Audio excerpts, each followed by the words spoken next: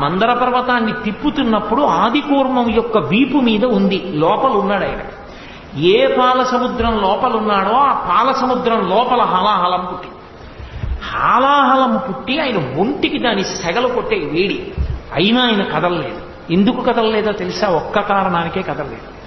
నేను కదిలిపోతే మందర పర్వతం పడిపోతుంది.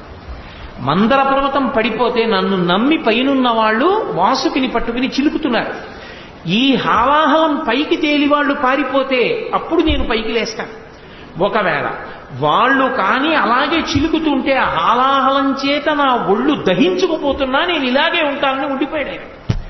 ఆ ఉండిపోవడంలో ఆయన ఒళ్ళంతా కూడా వేడికి ఎంత తప్తమై బాధని పొందింది.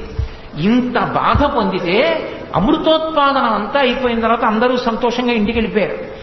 ఇంత బాధ పొందిన విష్ణువు ఈ వేడి ఎలా పోతుందని ఆ వేడి పోక ఇప్పటికీ అంటుంటారే, వేసవికాలం రాత్రి చల్లబడి పడుతున్నానండి, పగలంతా వేడికి తాపం ఏమిటో రాత్రి నిద్రపట్టలేదండి అంటారు. ఆ హాలాహలం పుట్టినప్పుడు తగిలినటువంటి తాపానికి విష్ణువుకి వేడి తగ్గలేదు. అమృతోత్పాదనం అయినా కూడా, లక్ష్మీదేవితో కళ్యాణం అయినా కూడా తగ్గకపోతే అప్పుడు మళ్ళీ పరమశివుణ్ణి ఆశ్రయించాడు.